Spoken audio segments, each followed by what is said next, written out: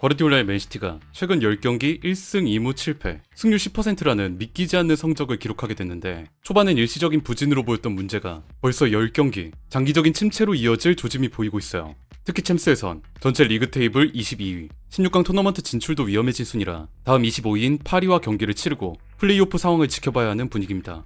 유벤투스와의 경기 후 과르디올라는 이런 말을 남겼습니다. 우리는 잘 플레이했다. 정말 훌륭하게 플레이했다. 우리는 과거에 그랬던 것처럼 많은 소유권을 잃지 않는 경기를 했다. 우리의 지난 챔피언스 리그 3경기는 너무나 힘들었고 이걸 받아들여야 했다. 우리는 다시 일어설 것이다. 그리고 그때의 일을 잊지 않을 것이다. 우리는 우리가 과거에 했던 일들에 대해, 그리고 앞으로 해나갈 일들에 대해 더욱 감사할 것이다. 지난 10경기 7번의 패배를 겪으면서 여러 반응들을 보여줬지만, 그럼에도 그동안 과르디올라가 보여준, 또 이날도 입 밖으로 꺼낸 공통된 스탠스가 있었어요. 우리는 다시 일어설 것이다. 개인적으로 저는 아직도 과르디올라의 이 말을 신뢰합니다.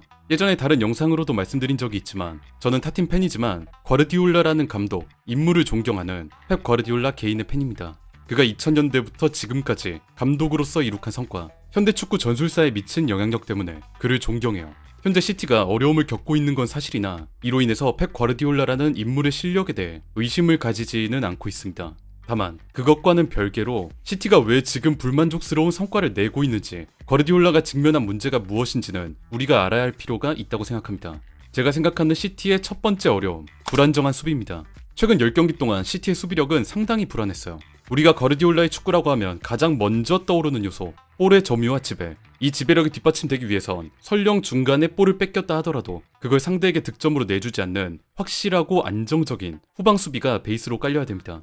그런데 지금 시티는 상대에게 상당히 많은 기회를 주고 있어요. 이번 시즌 프리미어리그 맨체스터 시티는 총 27득점에 21실점, 경기당 평균 1.4개의 골을 실점하고 있습니다. 이게 이번 시즌만 보면 어떤 수치인지 실감이 안 되실 수도 있는데, 다른 시즌의 실점 수치와 비교하면 이게 얼마나 큰지 체감하실 수 있을 거예요. 23-24 시즌 경기당 평균 0.9실점, 22-23 시즌도 마찬가지로 0.9실점, 21-22 시즌 0.7실점, 20-21 시즌 0.8실점, 19-20 시즌 0.9실점. 즉 최근 5시즌 경기당 평균 실점이 1점을 넘지 않습니다. 시티와 경기하는 상대팀 입장에선 매 경기당 한 골을 넣을 수 있을까 말까 할 정도였다는 뜻이에요. 이랬던 시티가 시즌 중반으로 접어들고 있는 현재 그보다 훨씬 높은 수치, 경기당 평균 1.4골을 내주고 있다는 건 매우 이례적인 일입니다. 이 상황은 기본적으로 그동안 부상으로 이탈해야만 했던 중앙 수비 자원들, 그리고 피치 위에서 무너진 수비 밸런스 문제에 기인하는데, 예를 들어 보겠습니다. 지난 토트넘전, 토트넘 후방에서 맨시티 진영으로 롱볼이 날아옵니다. 보시면 왼쪽 풀백 그바르디올이 쿠루세스키보다 훨씬 볼과 가까운 쪽에 위치해 있어요. 하지만 그바르디올은 터치라인 인근에서 볼 경합을 하다가 그대로 쿠루세스키에게 볼을 뺏기고 말았고, 높은 위치에서 토트넘은 위협적인 공격 찬스를 맞이하게 됩니다. 쿠루세스키가 안쪽으로 좁히면서 들어오자 맨시티 수비진은 그가 있는 방향으로 모두 쏠리게 되죠. 이 장면을 자세히 보세요. 중앙에 메디슨이 박스로 달려오고 있는데 그 앞 공간을 막아주는 선수가 아무도 없습니다. 반대편 워커는 손흥민을 마크하느라 여유가 없고, 빈도안이 메디슨의 움직임을 캐치해서 따라가고는 있지만 속도가 역부족이었습니다. 스톤스는 멀리 있는 쿠루셉스키를 신경 쓰느라 메디슨의 앞 공간을 완전히 열어줬어요. 이후 쿠루셉스키가 박스 안으로 크로스를 방출, 스톤스와 워커 사이 완벽하게 열린 공간을 파고든 메디슨이 골문 바로 앞에서 토트넘의 선제골을 터뜨립니다. 아까 터치라인 인근에서 그바르디올이 경합에서 밀린 건 그렇다고 쳐도 침투하는 메디슨에게 완전히 공간을 허용한 이 수비 밸런스, 이건 절대 과르디올라가 원한 그림이 아니었을 거예요. 이 수비라인의 불안정함은 여태 시티가 내보냈던 센터백 조합이 너무 자주 바뀌어야만 했다는 점이 가장 큰 원인일 것 같습니다. 과르디올라 본인의 표현을 빌리자면 중앙 수비에서 도저히 내보낼 선수가 없다. 이번 시즌 리그에서 시티는 무려 7명의 다른 센터백들을 경기장에 출전시켜야 했죠.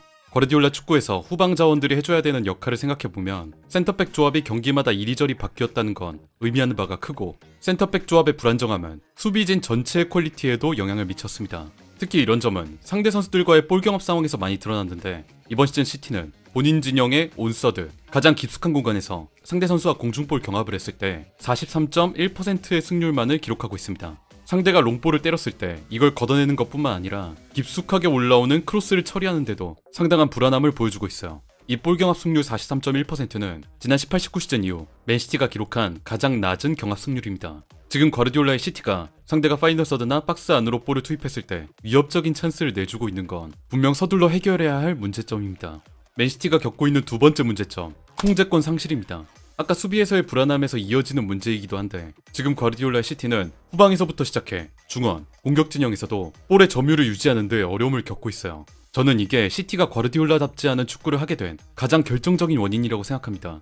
아까도 말씀드렸지만 과르디올라 축구라고 하면 우리가 제일 먼저 떠올리는 요소, 볼의 점유와 지배. 우리 선수들의 발에 볼을 붙여놓음으로써 경기의 모든 변수 요인들을 통제하고 우리 팀이 주도적으로 템포를 이끌어가는 축구가 과르디올라 철학의 핵심이잖아요. 그런데 최근 시티의 모습을 보면 이 통제권이 굉장히 약해졌다는 느낌이 듭니다. 이건 단순히 볼 점유율의 문제가 아닙니다. 이 문제에 대해선 균도안의 말이 우리에게 힌트를 좀 줄 수 있을 것 같은데 균도안은 최근 팀 성적에 대해 이런 말을 남겼습니다. 나는 우리가 때로 약간 부주의하다는 느낌을 받는다. 간단하게 플레이한 대신 상황을 너무 복잡하게 만들고 공을 패스하거나 놓아줄 적절한 타이밍을 놓치고 그 결과 소유권을 상실, 전환 상황에서 상대에게 골을 내준다. 우리는 그들에게 역습을 허용하며 그들의 역습을 막기 위해서 50m, 60m를 쫓아서 내려와야 한다. 그건 우리가 축구하는 방식이 아니다. 우리는 공을 소유하고 유지해야 한다. 지금의 모습은 우리의 방식이 아니다. 물론 이건 선수 개인의 의견이지만 지금 시티의 소유권 상실에 대해 우리가 어느 정도 참고할 만한 얘기예요. 이 장면을 보시겠습니다. 얼마 전에 있었던 시티와 팰리스의 리그 경기. 시티가 팰리스의 공격을 끊고 자기 진영에서부터 다시 올라가려고 하는 상황입니다. 현재 볼을 잡고 있는 베르나르도 실바가 역습 전개를 위해 볼을 뿌리는데 이 패스가 앞쪽에 있는 데브라이너를 겨냥한 건지 아니면 가까운 균도안을 노린 건지 모를 굉장히 애매한 코스로 빠집니다. 이 볼이 위류주에게 그대로 끊기면서 팰리스가 공격을 재전개, 그대로 위험지역에서 중거리 슈팅까지 허용하고 맙니다. 이게 시티 수비를 막고 나가면서 코너킥이 선언, 이어지는 코너킥 장면에서 팰리스의 역전골이 터지죠. 아까의 그 부정확한 패스로 인한 소유권 상실이 기점이 되어 나온 실점이었어요. 또 이런 장면도 있습니다. 시티와 리버풀의 리그 경기, 하프라인 인근 중원 지역에서 후빙 디아스가 볼을 잡고 빌드업을 이끌고 있습니다. 이때 위에서 볼을 받아주기 위해 베르나르도 실바가 아래로 내려오는데 이걸 본 디아스가 실바에게 패스, 실바가 원터치로 다른 센터백 아칸지 쪽에 돌려놓으려고 해요. 그런데 이 패스가 부정확하게 튀면서 마침 압박 움직임을 가져가고 있던 살라에게 탈취당하고 맙니다. 이게 시티의 최후방 라인 쪽에서 나온 실수였기 때문에 이후 볼을 뺏은 살라는 누구의 방해도 받지 않고 시티 박스를 향해 질주. 비록 골로는 연결되지 않았지만 오르테가와의 위협적인 1대1 슈팅 상황까지 나왔죠. 아까 균도안이 한 말, 우리는 때로 부주의했고 간단하게 플레이하는 대신 상황을 너무 복잡하게 만들었다. 이게 어떤 의미인지 이해할 수 있는 장면들이에요.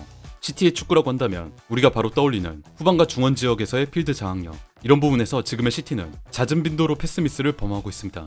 그리고 그 미스들은 많은 경우 상대에게 치명적인 역습 찬스를 내줄 때가 많았죠. 과르디올라가 자기 축구 철학에서 상대의 역습을 가장 경계하는 이유는 간단합니다. 우리가 라인을 높이 올리면서 공격적인 축구를 하고 있을 때 중원 지역의 애매한 공간에서 볼을 뺏기면 아까 균도안이 말한 것처럼 그 실수 한 번 때문에 우리 팀이 50m, 60m를 뛰어서 내려가야 하기 때문이에요. 안 그래도 지금 부상 선수가 많고 소화해야 하는 경기수, 일정, 스몰 스쿼드로 인해 부담이 늘어난 시티 입장에서는 이런 역습 시퀀스로 또다시 뛰어야 하는 5, 60m가 상당히 부담스럽습니다. 잦은 미스로 인한 경기 통제권 상실, 이를 커버하기 위해서 출전한 선수들의 체력이 더 소모되는 일종의 악순환에 가깝습니다. 지금 과르디올라가 이런 때일수록 침착한 플레이, 포지셔닝, 한 번의 정확한 패스를 강조하는 이유가 여기에 있습니다. 시티가 어려움을 겪고 있는 건 맞습니다만 그럼에도 그게 어떤 이유 때문에 발생한 문제인지를 과르디올라는 이미 인지하고 있는 것 같습니다. 맨시티와 과르디올라가 빠른 시일 안에 회복해 이전과 같이 좋은 경기력을 되찾을 수 있기를 기대해보겠습니다.